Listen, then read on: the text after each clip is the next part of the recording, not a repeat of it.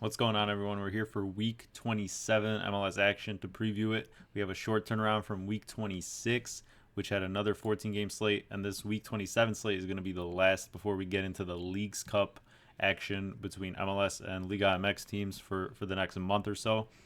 So, yeah, just to recap week 26, we had some interesting results. Inter Miami bounced back from their Cincinnati loss, handled business at home against Toronto 3-1, and the Union winning only their second game in 18, and both of those coming against the Revs, and they destroyed them 5-1. Ty Baribo with a hat trick. Kevin Sullivan, the 14-year-old, made his debut in the last 10 or so minutes, and we'll see if he becomes a more frequent part of the squad. And then some more results. Seattle continued their win streak with a 2-0 win at St. Louis. LAFC and RSL both missing some key players in that one. They tied 1-1 in LA. And then Galaxy got the job done in a 5-goal thriller, all 5 goals coming in the first half against the Rapids. They won that one 3-2. And Nashville continued their losing streak with a 3-0 loss at home to Orlando. And that was just among some other results, including a Texas derby in which Dallas beat Austin 3-1. So now they have 2 wins against Austin this season compared to the 1 loss in each of those games that the home team has won. And yeah, it was another packed week. We saw kind of a mix between some high scoring games and more tight knit games with these rotations and this long-winded schedule coming to a close before we get into Leagues Cup. And now we're going ahead into this last slate, like I said. And most teams are going to be playing here, all but one, and they're going to look to end this portion of the season off before Leagues Cup, and then we have 1/3 of the season left after we get back. So let's get into Week 27 MLS action. So we start the slate here with what I think is a pretty interesting game. Atlanta gets to stay home after their midweek game with NYCFC, and the Crew have been on a bit of a travel sequence. They went to LAFC last weekend, obviously, got that huge statement win. Then they had to go back home midweek, and now they travel here again. So a bit of a mix-up. They tied 1-1 to Charlotte the other day. It was a really good match. They had chances to kill it off. Charlotte tied it, and then both teams really had a decent amount of chances to take all 3 points, but it was a fair result. And Atlanta, on the other hand, they were up 2-0 at home at halftime, and they crumbled to NYCFC. They didn't see the game off. That second half setup performance was just really abysmal. You could talk about the kind of weak pen NYC got, but regardless of that, NYC definitely created more of the chances in the later stages of that game, and it's just another bad result for Atlanta. Since they've started 3 for 3 at home at the beginning of the season, they've gone 2 wins, 5 losses, and 3 draws at home. Not what they're used to at all, and I don't mind this attack too much. I'm really high on Saba and John De Silva, but the rest of the squad is still kind of a little bare bones. The defense is a little susceptible, especially with like Wiley and Cobb out. They're going to get Gregerson back here, but really the only worry in terms of the Crew is about this travel and maybe rotating. But the thing is, with Leagues Cup coming up, they don't have to play group stage matches, so because they won MLS Cup. So I feel like they should still go pretty strong here, even if a few players rotate. They have Chambost and Jackson, the St. Louis player they signed, coming in now that the window's open. So they should probably feature here if they do decide to rotate a little bit, and that would be a really good boost for them. So that could be an option.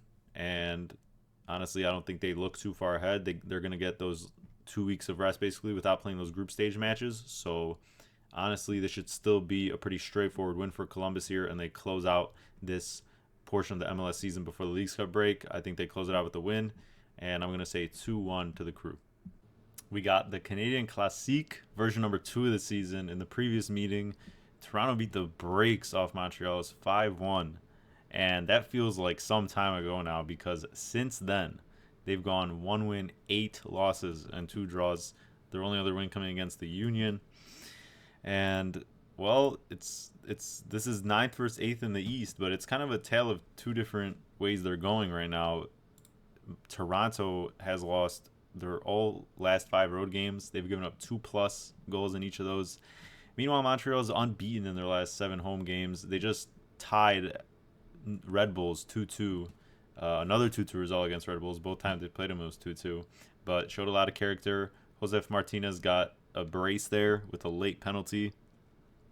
And, you know, Montreal is second worst in terms of expected goals allowed, but the numbers really don't show you everything because Toronto's in that upper half in that same category, but they just really have been leaking goals for most of this second half of the season we've played so far. So honestly, it's hard to not like Montreal here. Toronto's been traveling a little bit here after that Miami game.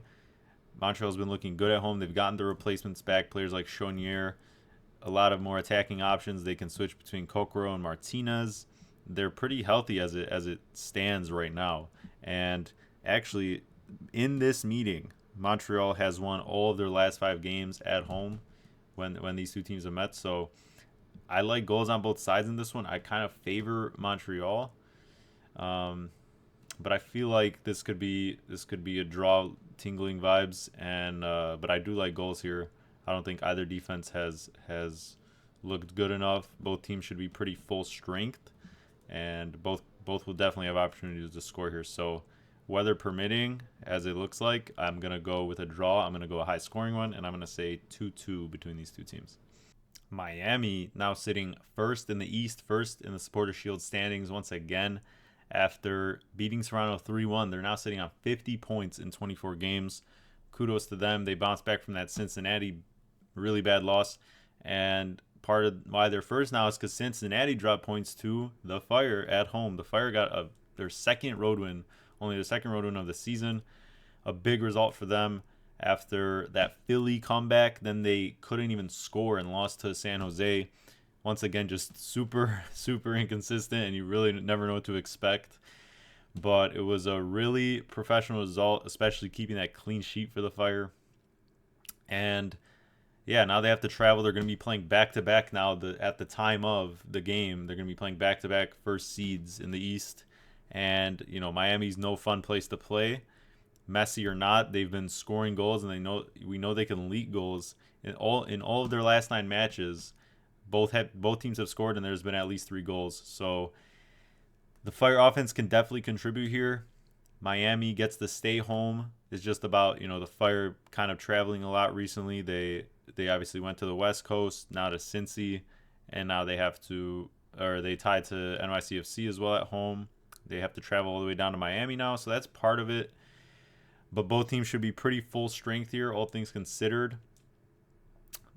Besides the fact that, Diego Gomez now is going to the Olympics with Paraguay, and Kristoff, one of their defenders, picked up a knock in that Toronto win. So the defense got a little bit thinner. I feel like Suarez, I don't remember if he came off the bench in that Toronto win or not, but he was on the bench. He didn't start, so I feel like he's back with the team. He should probably start in this one, you would imagine. And, there should just be more goals in this one. Chicago has kind of owned Miami recently, winning all of the last 3, and there has been goals galore in all those matchups. So I see Miami edging this one out to close out this period of the season before Leagues Cup, but I do see goals on both sides. I think Miami is really prone, obviously, to winning these high-scoring games. They have no problem going back and forth. And the Fire might be a little bit too much for the Fire. But I'm going to go with a 3-2 Miami win. New England gets to host Dallas in this one, and New England back to the bottom of the East. They just played the Union, who were bottom of the East, entering this past match week, and they got 5-1 on the road. The Union, in their last 18 matches, they have 2 wins, and both came against the Revs, so that tells you everything you need to know. Listen, it hasn't helped that Boateng, Barrero, Carles Hill have been out for about 4 or 5 games now, it seems. But Vrioni just picked up an injury, I think a foot injury, and he wasn't featured in that Philly game. They're bringing out Bobby Wood at the 9. Just front to back, besides like Bajaktarevic, this roster is pretty pathetic. And, if Hill and Vrioni are really the carrying, obviously the attack there, Vrioni was really in really good form compared to since they signed him. And Dallas, on the other hand, they've been looking really good, but it hasn't been the home form that's been the problem. It's been the away form. In their last 5 road games, they've lost 4, they've drawn 1, and they're giving up more goals, especially on the road. And both these defenses are bottom third. New England, obviously, the worst in the league. The thing is, Peter Musa has been on fire. He just scored again in that Texas Derby against Austin, and he was chirping after he made that retaken penalty. He was really chirping at that one defender, and he earned a yellow card as a result. So he's actually suspended for this game on the accumulation of yellow cards. So he won't be featuring. Ferreira's been tagged as questionable. He was supposedly supposed to be out for 2 to 4 weeks. It's been about like 3. So I don't know if he goes here, but we'll see, because they obviously want to treat that with caution as always with him, because he's just so injury prone. And yeah, Musa has been carrying that attack. Ilir Mendy was, I think, a healthy scratch for that last game. So I don't know if he goes here. Alan Velasco also posted about his injury status, that he'll be back soon, but how soon we don't know, if it's for this match or maybe Leagues Cup, because he's been recovering from an ACL. So with all that in mind, I would favor Dallas here if Musa was playing, because he's been really one of the best finishers in MLS this season, just a really calm finisher. But both these attacks are really thin right now. New England's defense is worse. Dallas's road defense is worse than at home. Yeah, I mean, as bad as the two defenses are, I don't see either offense creating much. Both these offenses are in the bottom third as well, and Musa really obviously helps Dallas's case, but he's not here. So I'm going to go for a 1-0 Dallas win. I think they still get it done. The Revs are just fielding a really, really bad roster. Orlando gets to host NYCFC here. In the reverse fixture, it was 4-2 for NYCFC. It was about 3 weeks ago or so. But in the past 5 or 6 match days, Orlando has jumped from all the way from 14th in the East to 7th now. They've pulled out four straight wins. 3 of those have been road games. And they've scored at least 2 in 3 of those road games and 3 in 2 of them. They're just scoring goals for fun right now. They have beat up on worse teams, so you can make a case either way, but they are beating these teams pretty handily. They beat Toronto, they beat DC, New England, and now Nashville 3-0 midweek. Nashville obviously also dropping down in the standings in recent weeks. I think it's 5 straight losses for them now. And on the other hand, NYCFC, though, it's going to be their 4th straight road match here. And that has to be considered, honestly. And their legs are definitely going to be tired for sure. They just came back from that 2-0 to make it 2-2 at Atlanta. So that's a positive comeback for them, obviously. But still, they've shown that their defense is a little bit worse. And definitely their offense. They've been blanked a couple times recently on the road. And in their last 5 road games, they have 3 losses, 2 draws. That's becoming a bit of a concern. I think Santi Rodriguez, I'm pretty sure he was a healthy scratch for that midweek game against Atlanta. So it was good that they can still pull off a result without him. But he should be back here, which is obviously going to be a big boost. But I feel like Tavon Gray's still going to miss the cut. Pereira's been a little bit injured as well. So we'll see what happens. But I'm leaning Orlando here. I think they should be favored. They're in the much better form. And they fixed things up on both ends. Even without Maguire, they've been other players have been stepping up. We talked about Torres on the last show. But now it's been Ojeda and Enrique. They've just been finding ways to score these goals. They've cleaned it up, and now it's 2 straight home wins. And I think they close it out with another win here. I think they get revenge. They did put up 2 in that other reverse meeting as well. So I think if they could clean it up defensively here, and with NYCFC's road struggles, Orlando is favored for a reason. And I'm going to go for a close win, not a blowout like their past wins have been. NYCFC is still pretty respectable. I'm going to go for a 2-1 win for Orlando, and they make it 5 on the bounce. The Union picking up a win against the Revs, much needed, 5-1, an offensive explosion. Ty Baribo with the hat trick, and he's been really, really good with Carranza now, who has left the club. With him gone, he's really stepped up and taken over the reins. He's been producing as it stands right now, and yeah, I'm excited to see how this structure and the lineup continues to move forward with him in it. And obviously, like we talked about, Caven Sullivan made his debut. He played, I think it was like maybe 5 to 10 minutes. And just unbelievable 14-year-old making his debut. He had a good look at goal, or a good break where he could have maybe passed the ball and assisted. He chose to go for the shot. But just good to see him feature. His brother Quinn Sullivan scored a banger in that game, I think, to make it 5-1. And yeah, just a much-needed confidence boost for them, because their road form has been really solid, but their home form has been bad. I think that was only their 2nd home win on the season. And now they get to stay home. Nashville, 5 losses in a row. without Zimmerman, even with Zimmerman, they've been not up to standards defensively, but without him, it's just been more of a train wreck. In this 5-loss streak, they've given up at least 2 in each of them. And honestly, it's just been a case of everyone not being healthy at the same time. Godoy and Leal have been in and out for some time now. Surge picks up a questionable tag like every other week. He plays one game, then he's questionable the next, doesn't play. He didn't play in that Orlando game because he picked up another knock. And now Tyler Boyd in that Orlando game picked up a non-contact knee injury. So that just also limits your offensive, creativity. And, Mukhtar just hasn't been stepping up. They got Schaffelberg back, which is a huge boost for them on the wing. But this lineup just doesn't do it for me. They don't have enough. They're not dynamic enough. Meanwhile, Philly got Jose Martinez back, who is crucial to that defensive midfield. Jesus Bueno picked up an injury, and it's not really sure how bad it is, but he's not going to be featuring in this coming one. And, yeah, Andre Blake back as well. He put in the full start, full 90. Good to see him back. I hope that he can, come back to that kind of really good form and be one of the top keepers in MLS. But it's definitely looking better for Philly here with that win, and they get back-to-back home games against another really poor team in the East at the moment. So I like them to pick up a string of wins, as rare as it has been for them. They should be climbing up the standings here soon, as long as they can stay healthy. And yeah, things are positive right now. I'm going to ride with the Union train. I'm going to go for a 2-0 win against Nashville. Austin hosting Charlotte in a cross-conference matchup. And Austin not looking too good as it stands. They just lost that derby match to Dallas 3-1. And in the meantime, in that game, Cascante, one of their better defenders, got suspended because of his yellow card accumulation. And then Driussi, their best player, their main chance creator, also suspended for a red card with some violent conduct because of after things got heated after that Peter Musa penalty.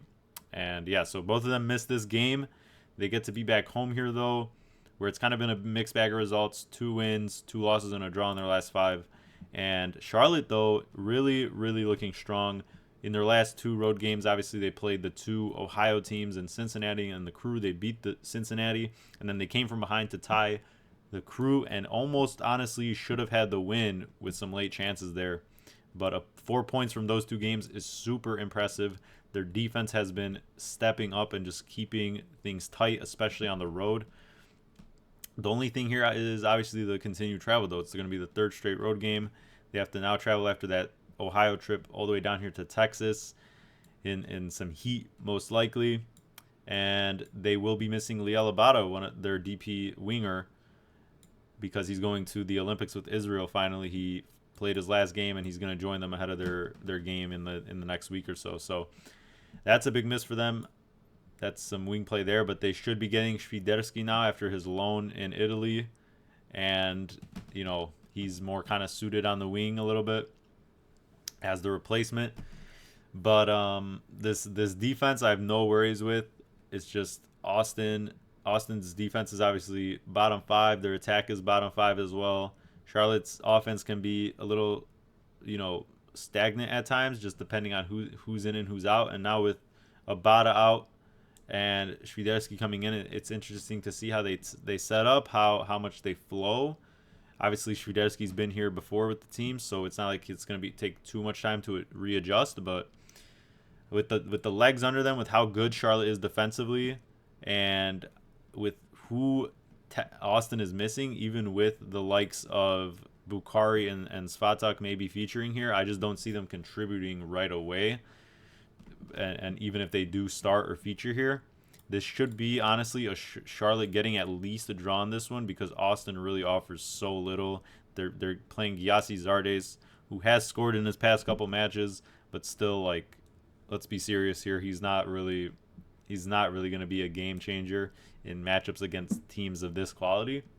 So I'm going to lean for a low-scoring game here. I think Austin, even though they've shown a bit of a tendency to pack it in more on the road than at home, I think they respect their opponent here a little bit more with who they have and one of their key defenders missing. And I see Charlotte at least getting a draw in this one, but I see them squeaking out a win. I think they have enough what it takes, especially with the attackers they have remaining, to get a tight result here. I'm going to go with a 2-0 Charlotte win. Minnesota stays at home here, and they play host to the Earthquakes. Minnesota now still winless in their last 9, 7 of those being losses. Add another loss to that list, that 7th one, with a 3-2 loss to DC United after they are up 2-1. They give up 2 really late goals, some really poor defensive sequences that led to those goals, honestly. And they are bottom 6 defense in terms of expected goals allowed. And San Jose, on the other end, after beating the Fire a couple weeks ago for their first win in a while, they have back-to-back home losses to Kansas City and now the Dynamo, who squeaked out a 1-0 result at San Jose the other day. And honestly, I was a little higher on this attack than how they've been performing. We all know how poor and really subpar this defense and the goalkeeping situation is with the Earthquakes, but this front three, I feel like, and four or whatever, should be producing a little bit more, in my opinion. And it's just really dried up. They've been blanked in 3 out of their last 5 games, 3 of those being at home. And yeah, it's just very disappointing on that end, because they should at least be contributing in these games, regardless of the results. And yeah, they have to travel here as well. Minnesota is going to be without Boxall because of a suspension on yellows, and they've had DJ Taylor out for a week or 2 now, and that's 2 of your main center backs out. So I do see goals in this one. San Jose games tend to lead to goals, and San Jose can certainly contribute here, but even with those center backs out for Minnesota, I think with Olusei back and some of their midfield getting a little healthier, I see them also being able to stay at home here as a really much needed win to end this winless run. Everyone can just beat up on San Jose, and I think that's more of the same here. So I'm going to go for a pretty much needed and simple, straightforward 3-1 victory for Minnesota. We got another derby game here between the 2 Missouri teams. These teams already played before, and it was a 3-3 draw in Kansas City. It's going to be in Kansas City once again. And this matchup always leads to goals. Since St. Louis came into the league, all 6 games have seen 3 or more goals. And honestly, it's hard to see this not being more of the same. St. Louis has just been abysmal defensively. They're playing, half their squad is basically like St. Louis 2 players and just rotating in and out with defenders. Habert came back, but he's really not been – he's kind of been part of the problem, honestly, in terms of that back line. And yeah, Kansas City, on the other hand, they just picked up a loss to Vancouver on the road in this midweek. So both teams kind of have to travel here because St. Louis went to the Sounders, and then now KC has to travel back from Vancouver. So on a bit of short rest, that could be the only reason this could be a dead game. But both teams are so poor defensively in terms of their numbers and all of the that it's just hard to see, even with their kind of poor number-wise attacks. I just still see goals in this one. St. Louis, obviously, with the window open now, they much needed boost with Hartel and Tykert coming into the squad in terms of the attacking midfield and the forward kind of area, with Lowen obviously out as well. So that's going to be a huge boost. I'm assuming that they go here because they've been signed for some time now and they've just been waiting around. So what better way to introduce yourself to the squad and to the league than in this kind of derby?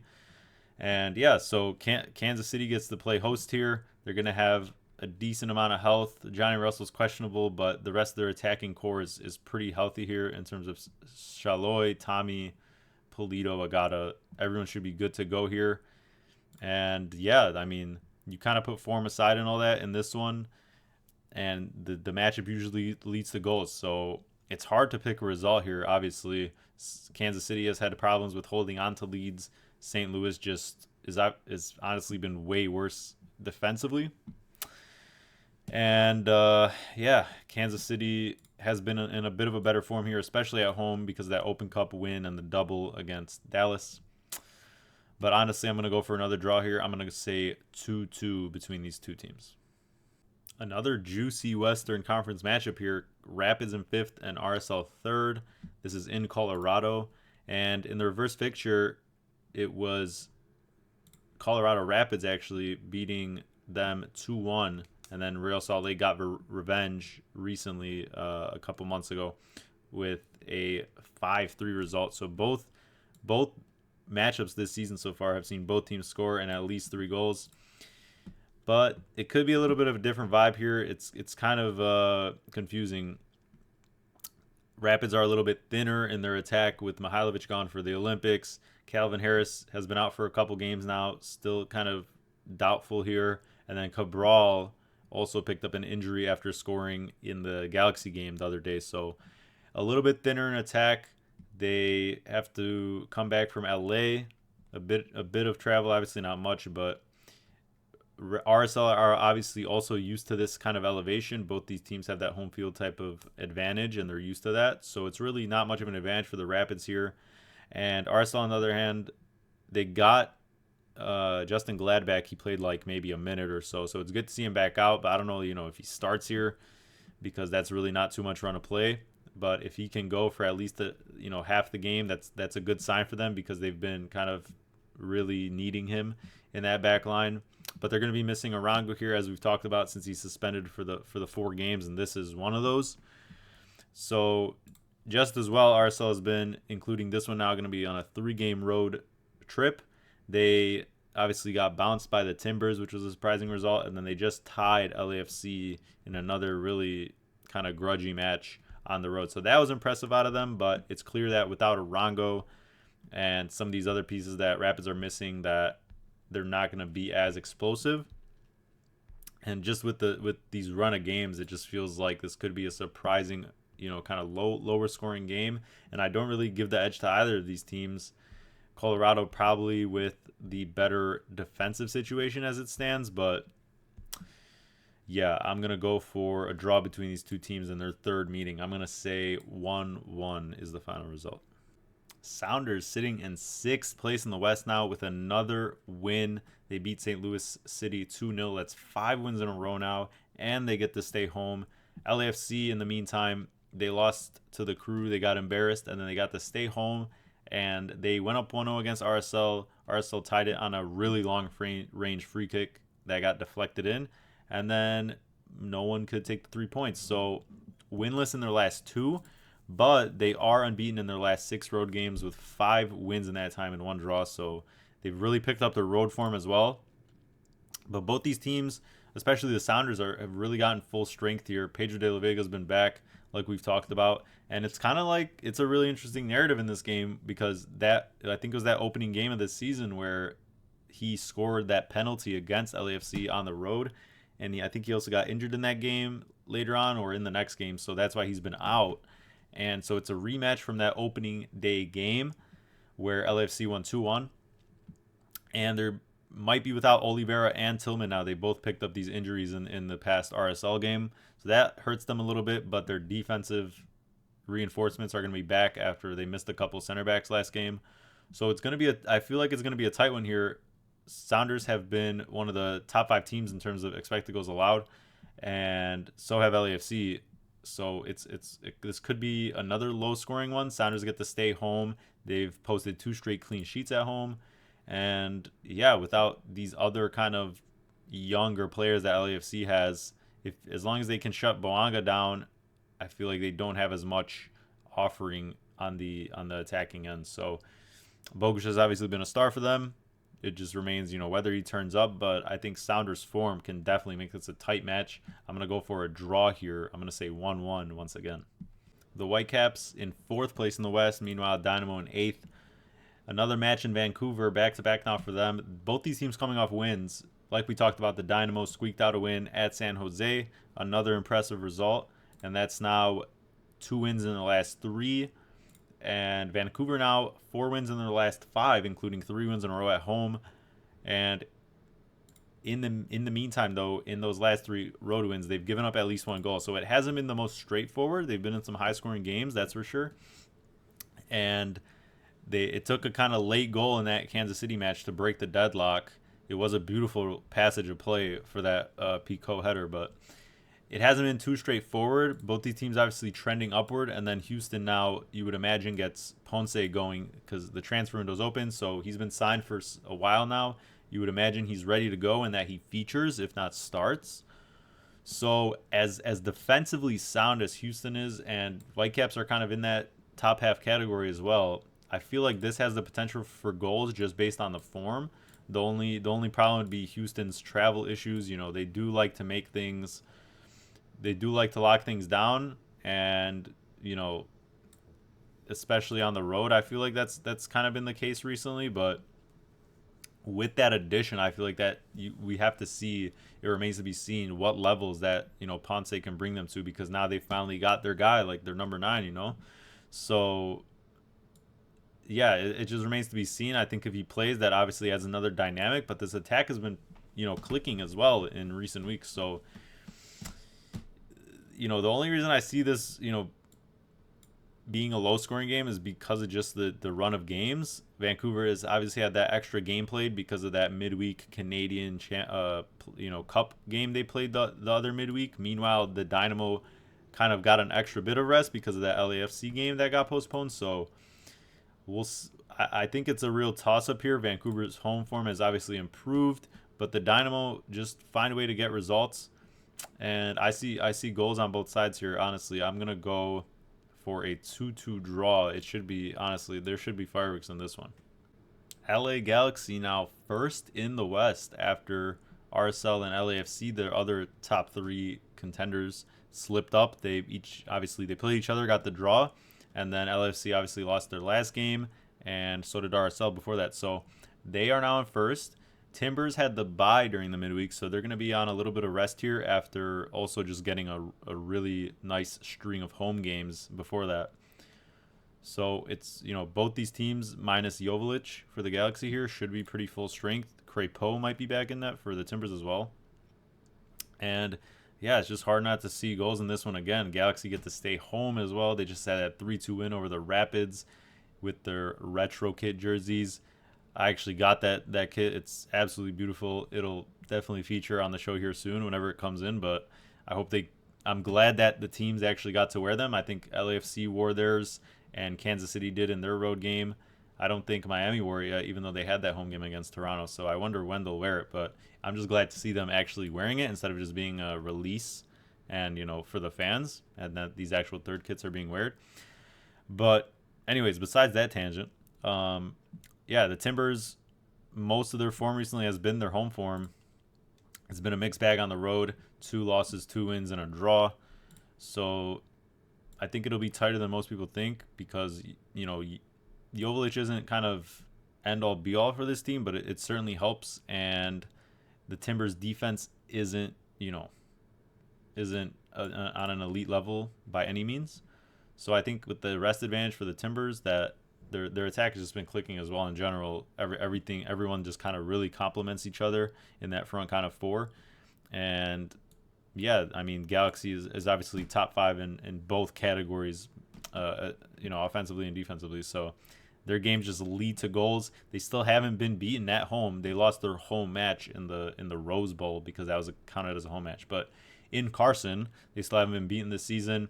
It's now 6 straight wins in Carson, so it's hard to deny them there, but they still lead goals, and I think the Timbers can get a point out of this one. I'm gonna say 2-2 just because of the factor of Joveljic being out and the rest.